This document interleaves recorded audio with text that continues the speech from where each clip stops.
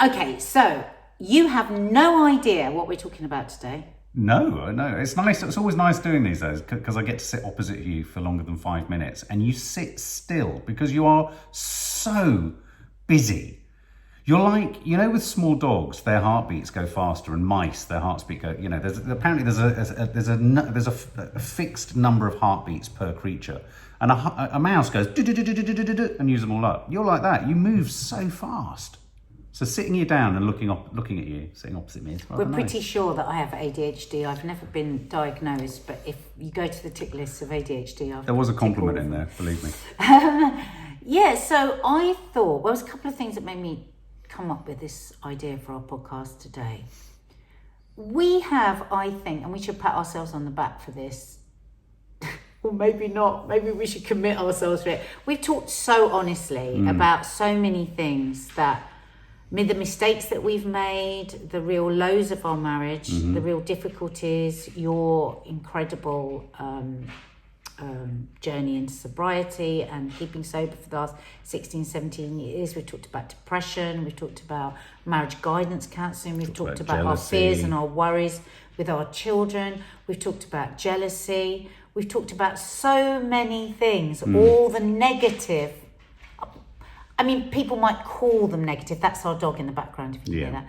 People might call them negative, but I don't. I just see it as part of a relationship and part of life. I mean, the whole world gives a perfect image, doesn't it? Yeah, and I think it's important to stress, and we do reiterate this quite a few times on these podcasts, that the reason we sometimes sit opposite each other and go into difficult areas is not to give each other a dressing down or to tear each other apart. It's actually about building each other up. And I think what's quite telling is sometimes I see in the comments, people haven't stayed to the end. They haven't realised that actually we're going into stuff to come out of it and find the ways we've managed it, coped with it or not. Yeah, and it's interesting because sometimes people say, why do you go on about things in such detail? Yeah. But I think that is what makes this podcast and this experience for us really, grueling can be, but also, valuable. Yeah. Because I think, and this is the same for our marriage, is that most problems in a marriage come from a place of not knowing or not being able to communicate and not being able to voice how you feel, good and bad. I often feel though with that criticism about, why do you ask so many questions? Don't think about things too much. I get. And I think sometimes we do. No. I agree. Well, I think so. But at the same time, I do come from the school of thought that thinks, we've been afforded this remarkable thing that's our brain. I do think when we talk about our parenting on our Confessions of a Modern Parent podcast, I do think that for me, the definition of a good parent or a parent that's doing their best, if not a good parent, is one that's constantly questioning how one parents. I mean, I think if you just come from a position of, I do it well and that's what I am, I think you're in trouble. But I think if you're constantly interrogating, I think the same standards can apply to being in a marriage. Yes, you could argue that you end up navel-gazing a bit too much, but we do have a sense of fun. We do have a sense of childish kind of enjoyment with each other.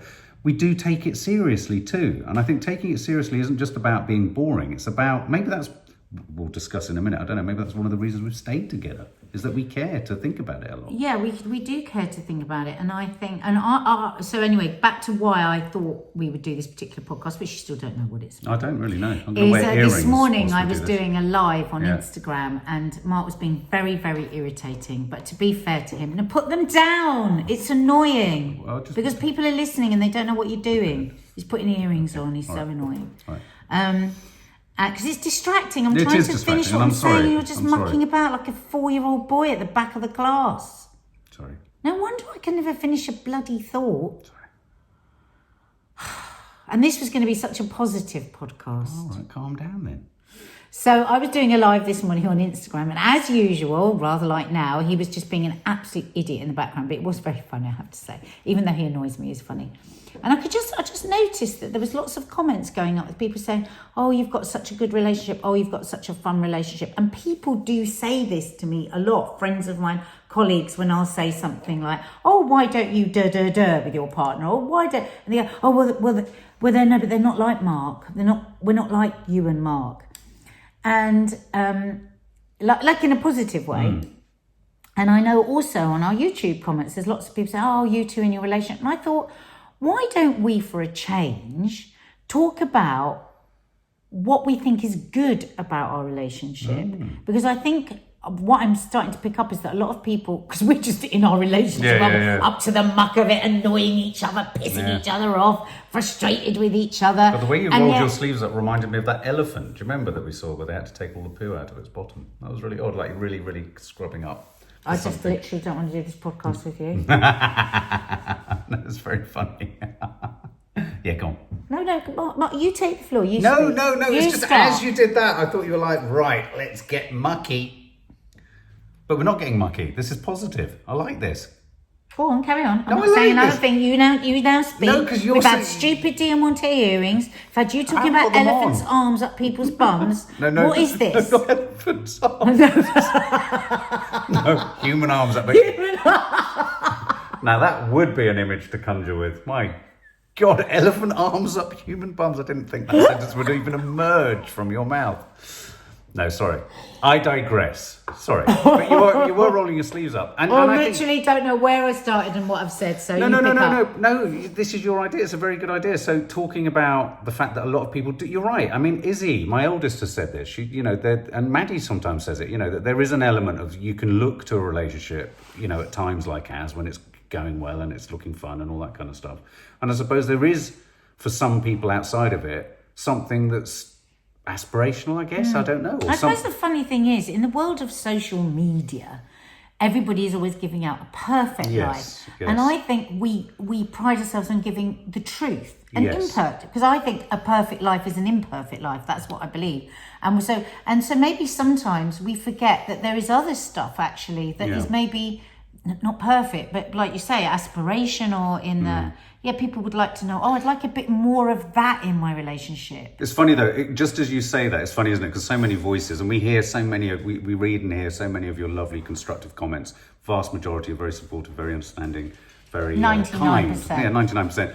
But it's funny, one Confessions of a Modern Parent chat that we did where we perhaps said, I think we said something like, maybe we could pat ourselves on the back for that.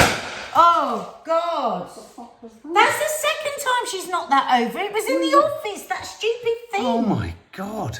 Oh, my God, I nearly had a heart attack. I thought that was a She gunshot. knocked it over in the other podcast, Confessions of a Modern Parent. What's wrong with it? Now you've brought it in here and she's knocked it over there. It's a long tube. What was I saying? I think we just got to start again. No. So in one of those Confessions of a Modern Parent, where we perhaps just, God forbid, said, let's pull the dogs off ourselves and say, maybe we did the right thing. Someone called us self-congratulatory. A bit too self-congratulatory. So there is look, here's the thing, guys. If this is the only one of these chats you've seen, we've probably recorded 86 where we've hammered at each other and ourselves mercilessly. Yeah, all the rest of the series actually is... Again, though, not hammering, just absolutely. Being honest. Because I think the thing is, I know, even when I was much younger and things would go wrong within our family and everyone would be devastated. And even then, when I was young, I was a good counsellor, actually, even as a young person.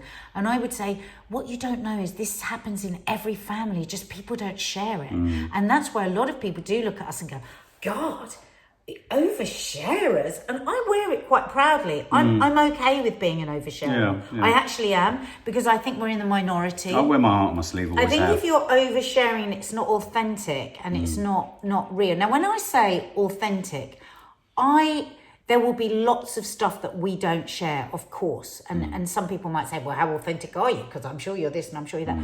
What we say is our truth. That doesn't mean we tell every single part of our lives. There's a whole lot more. Yeah. But I thought, and it might be very difficult. This might be a very short podcast. I don't know. That's nice. But so are we talking about compatibility? Yeah. What makes us compatible? Because I think people see a lot of us in our reality show on YouTube. If you're just listening to this on podcast, on our YouTube channel, we have a family reality show. So people see us very much in situ, in ourselves. And... Okay, well, what would you say the first thing is that what sort of pings to the top of your list? About what makes us compatible? I think we laugh at the same. Not all the same things, because we sometimes have a very different sense of humour. But I think every day we laugh. And I remember that's a hangover for me with my dad, always saying, right when we were tiny, you just throw this about, this sentence, unless you can have a good belly laugh a day, what is the point of it? What is the point of it? And I really feel that. If I have a whole day without having a good laugh, then I feel sad. I feel really sad. If you don't have somebody that has a sense of humour, oh my God, well, I would never be with anyone that did. I do worry. I think our last podcast was all about how I can be too crude sometimes and I can take things too far. Parking that to one side, I think you're right. I think we're both, what really connects us in a big way is that we're both incredibly dark and yet perversely very childlike, and I would even say of myself optimistic in a weird way. Yes. I wouldn't still be here if I actually followed through on most of the feelings that I have and about I think the that's world. a good point, because I'm just thinking of the listener that may be with somebody that isn't optimistic, and believe you me, on some days Mark can really bring me down with his complete inability to be optimistic about anything. Even good news becomes bad news. But really I would say that, and I think this is a really important distinction for anyone who deals exactly with anyone who deals or lives with someone with depression.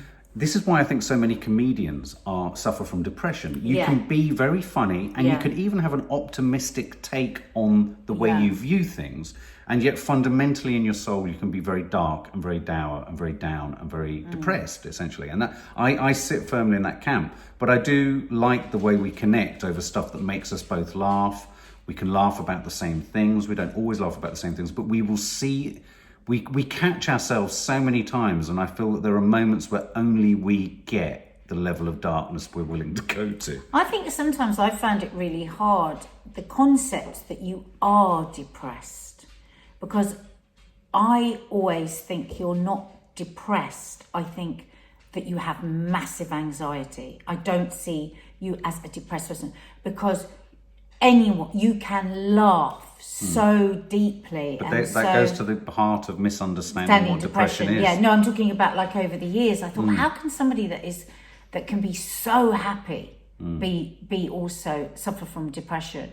Because it's a front of house happiness sometimes. Even when you're because I know you well enough to know when you're really laughing. I'm not talking about when you're performing or playing the clown. No, but... I'm talking about sometimes I watch you when you're laughing with the kids, and I think, I don't even laugh like that. That deep, deep laughter. And I'm a big laugher. I don't laugh like that. You are so happy and you are so joyful in that moment. It's a mania. And I love it. No.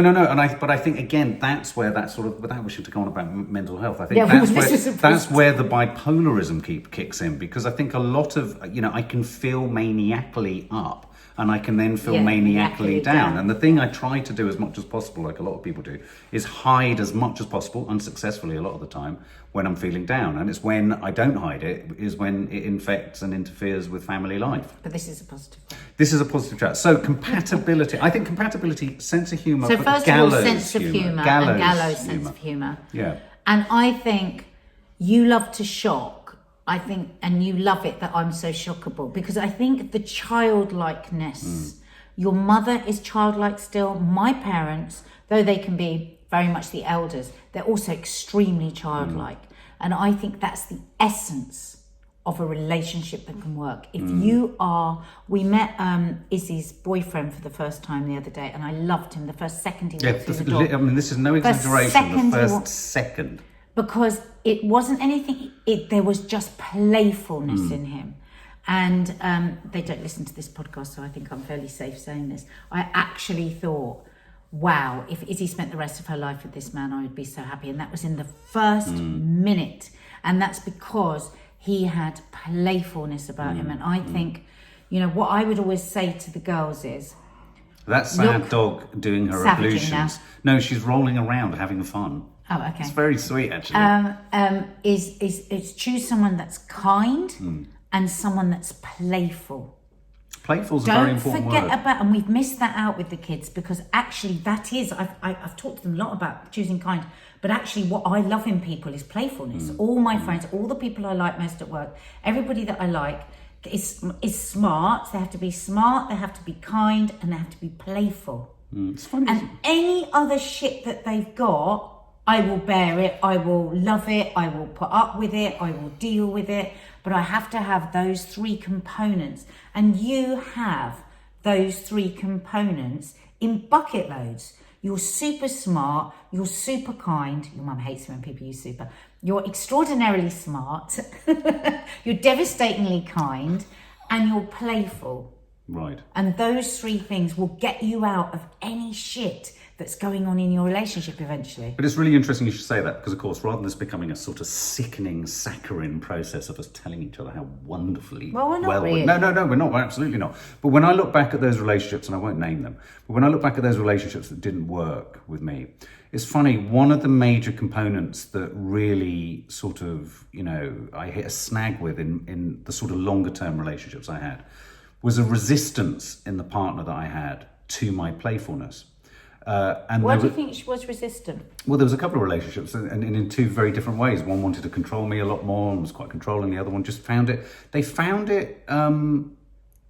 found it silly, but not silly as in not silly. Let me answer. Not silly as in fun. They just found it unnecessary. And I tell you what it reminded me of. My nan. It came from my nan, and this was a huge problem for me because my grandmother, who, dear, rest her soul, loved her dearly, but she, as years go by, you realise the exertion that people. The control that people exert on you from within your family, and you can still love them, but you come to a reality, don't you? A realism about what their impact on you actually was. And my nan, for whom, thank God, she was there because she rescued me from so many situations, she hated me being silly. I mean, hated silliness. Yeah, she always say, now, stop being silly. Oh, I mean, it drove all of her, us. Me too. All of us. It drove her to God, she'd get really distraction. cross with me if I was silly. Yeah, absolutely. And that must have been there when I was much younger as a child. So I must have probably felt quite controlled as a child. So as an adult, I very much feel like I want to unlock that child within and all that kind of stuff. Can I just suggest something to you, though, just before, because I don't want to forget this bit. I would suggest that actually with silliness comes carefreeness. With carefreeness, when I'm thinking of your past relationships, could they have felt threatened that was an attractive part of you? Like this happens a lot with men, like the thing that they're attracted you to, they then try and dampen because they don't want anyone else to see it. I remember a boyfriend saying to me once when I was going out, "Don't laugh too much tonight, will you?" And I was like, "Are you fucking having a joke?" But it was obviously because me laughing was something attractive. And I would suggest that actually, to be kind to those other people, that it was about a fear of losing you, that playfulness. Absolutely. Because somebody that can play brings people in. Yeah, if you think about it at school, the one that was playful, and that's a really scary place to be if you are unable to play in the same way. Yes. And I think maybe even with your nan, when she didn't like you being playful, it also reminded her of the rigidity of her life, because actually, deep inside of her, she was playful. Well, she was You've very only witty, got to remember her wit to know how playful she was. And isn't it funny when you think back to couples counselling, when he said to us, we try and work out the things that weren't right in our relationships with our caregivers in our relationship. And you had a number of relationships where the women that you were with treated you in a similar way that your grandmother did and tried to put your light under a bushel, your playfulness under a bushel. But I would say that that's probably what accounted for it spilling out in things like addictive behaviour, compulsive behaviour, addiction and all that kind of stuff, was an absolute desire to sort of be more free. It's often said in this household that if anyone should have trained to be an actor, it should have been me. I love that outward show-offy sort of thing. I'm an introvert, extroverted introvert, introverted extrovert. And I do think all of that side of me was a key part. And I think the other thing that comes with playfulness isn't just the threat, perhaps, of attraction and all that. I get that. But there was always the inference that I wasn't taking things seriously. It goes back to this thing. Like this binary thing whole time. Yeah. But it goes back to this thing that when I used to work at institutions like the BBC or ITV and all this kind of stuff, there's this kind of unwritten rule in office speak that if someone's having a good time in an office, they're not working hard. And it's such a bizarre correlation that actually, you have to be dour and sour-faced and focused and miserable and unplayful in order to be sort of productive. It's absolute And that's why, do you remember when Apple first came out and they had these huge, I don't know if anyone's ever watched the film, The Story of Apple, and how it started, and they had these wide spaces and the bean bags and ping pong, and the whole world was like, what's this? And yet they had this incredible productivity. Because we're all just grown-up children. Absolutely. So if we can incorporate play into our relationship, or into our workplace, then we are more productive, and we're more productive in our relationship if we feel like we can sometimes break free of just being bloody grown-ups with all the responsibility and just be silly. I do think compatibility, another topic of, so playfulness is one, and within that we've talked about kindness and silliness as well. I mean, kindness is a massive one, because you can be playful and not be kind. You can be sort of, a bit sort of... Yeah, I think so. You can be the kind of person who wants to... there's, that awful phrase, the Nazi parlor games phrase, where it's kind of like, you're going to have fun, or you're out of here. And it's like, there can be controlling playfulness, absolutely, for sure. Yeah. But I think that kindness is key. But I also think one of the major compatibilities with us is us both supplying in our approach to family very different things. I suppose I don't supply anything, because it just comes as me. No. No. Insofar as, I didn't have a big, extended, busy family, and I've always been drawn to that. I've always liked that. And I like your sense of family. I felt it was a secure thing. It kind of suggests something that I didn't have. And I think going back to this idea that most relationships are about resolving or fixing or dealing with stuff that you didn't have when you were younger, I think, I do find satisfaction in the fact that I could bring my 2 daughters that I'd already had to a sort of family sensibility. I mean, we went through it again this weekend with Izzy, meeting Izzy's boyfriend. It was lovely to be able to go, and I could sit back as a father with a big family. And then, to a boy who spent most of his childhood on his own, it makes me tearful thinking about that, because when we'd had this lovely weekend with Izzy and her boyfriend, it leaves me feeling satisfied, but it doesn't change my sense of me. It leaves me feeling happy for those I love and those I care for and for those I've brought into the world. But I'm quite happy to fade away from it. I don't need to be part of that. I think you've got to work on that, though. Yeah, no, I do. I think it's not good. We go back to what are our measures of success. And, you are a successful person, you in your work you're successful, in your everything. Maybe you could be a bit nicer to yourself and might be a bit more successful.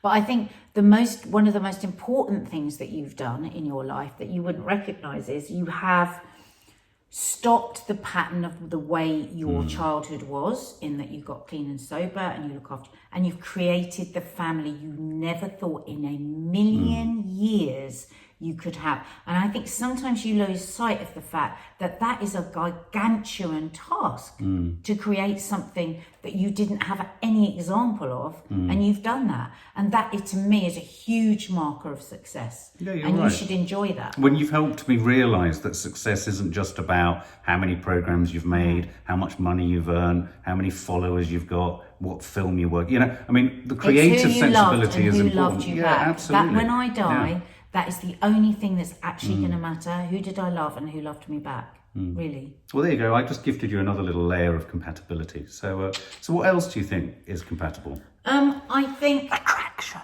That helps. Well, of course. I mean, that goes without saying. You have to find each other attractive. You have to like each other. We've touched on this in previous podcasts about how much, listener now, ask yourself, do I like the person I'm with? And that we very easily say we love them. And I know I've said this many times before, but I do think it is a message that needs to keep being put out there. I don't know about men because I'm not a man, but in my experience, so many women that I speak to will excuse so many things by just saying, well, because I love him. And when you pause them and you say, but do you like him? They can't say like. Like is much, much, much more difficult than saying love, because love has become a word, I think, it's overused, and that it's about accepting what you're not happy with. But to say you like somebody is a big, big deal. So if you are struggling, because we know lots of people listen to this podcast that are not married and who are in relationships, if you don't feel quite happy, if you feel desperately miserable, if you feel like you're not sure whether this relationship is for you, sit down quietly and really ask yourself, okay, don't part love, that's not allowed. What do you like about your partner? What do you like about them? And if you're really struggling, I would suggest to you that the relationship probably isn't going to work. Well, I was going to ask a follow-up question to that, because if you are struggling with whether you like someone, and as you've often said, you can think of people who've asked and they can say they love them, but they struggle when they get to the word like. Is it reversible? I mean, if presumably you're going to like, you can't control or dictate whether you like someone as much as you can't dictate or control whether you love someone. There's a suggestion in what you've just described of saying you can force love, but you can't force like. It's weird, isn't it? Isn't it weird? Because you would think that love is the more intense of the two. Because the word has been cheapened. Right. So I wonder whether you can make yourself like someone. I mean, we've had times where we've not liked each other's behaviour. I don't think it's about making you like, but I think if you don't have a partner that you like enough to be able to take the risk to communicate what is going wrong for you and what your boundaries are and what you need from them.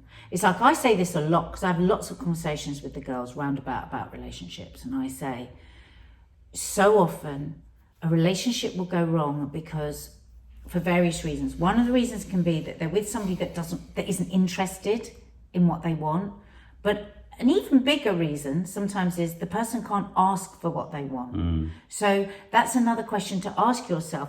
Okay, I don't like this person, they're not doing it, and they're not meeting my needs, and they're not but do they know that? Do they actually know that?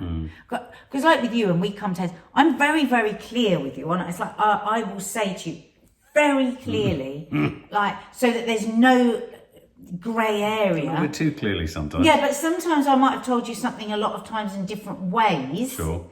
And I could easily go, oh, well, this relationship, I mean, he just doesn't understand, and he doesn't, and I just don't even know why I'm bothering, which is younger. When I was younger, I would have done that.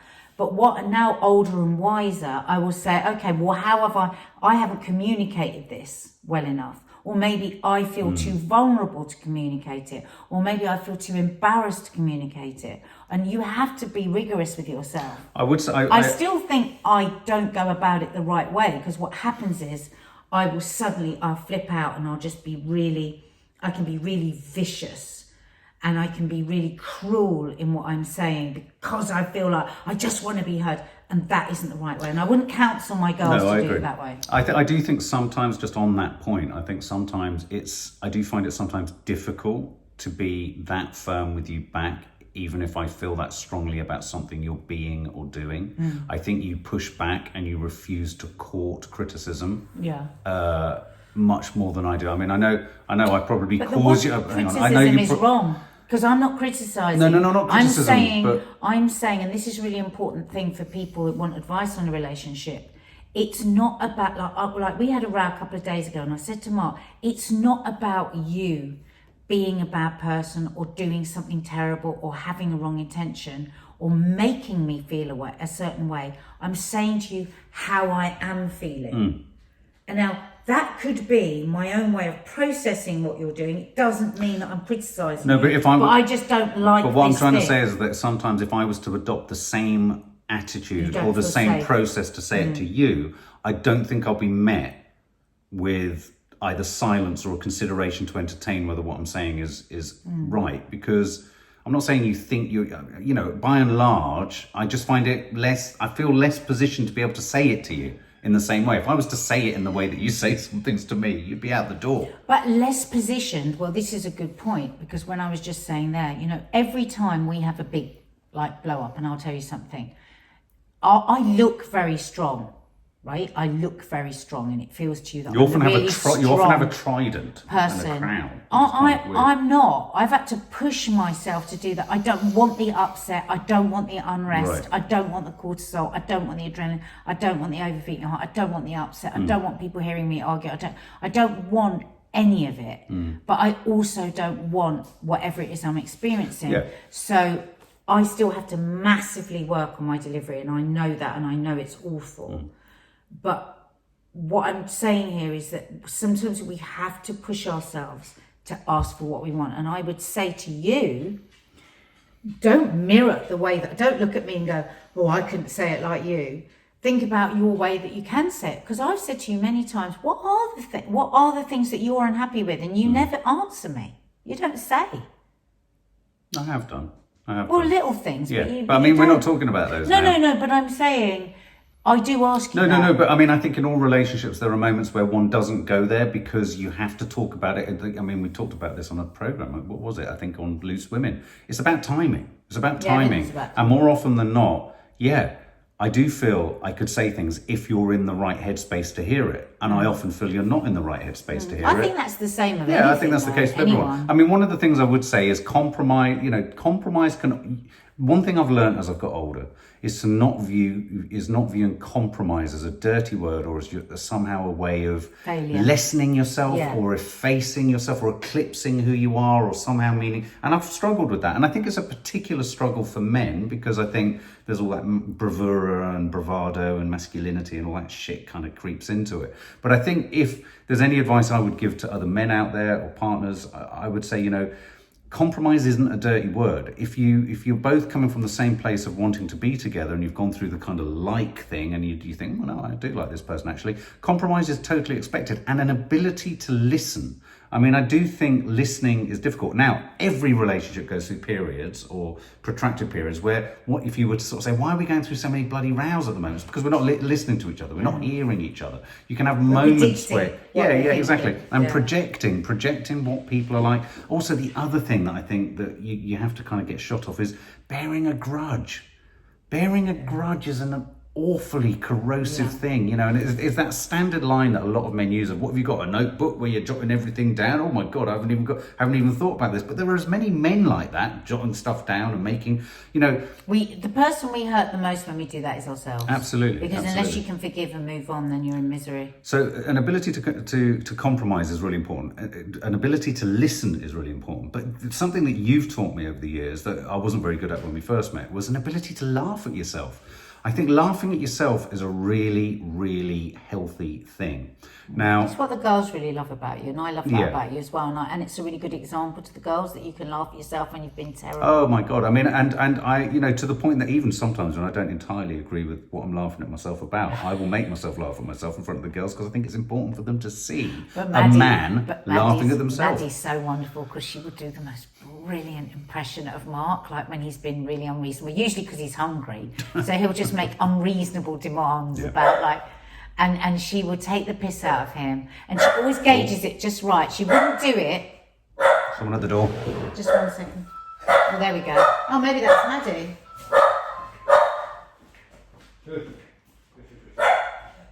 We don't ever edit this, so I'll just talk to you till whoever it is here.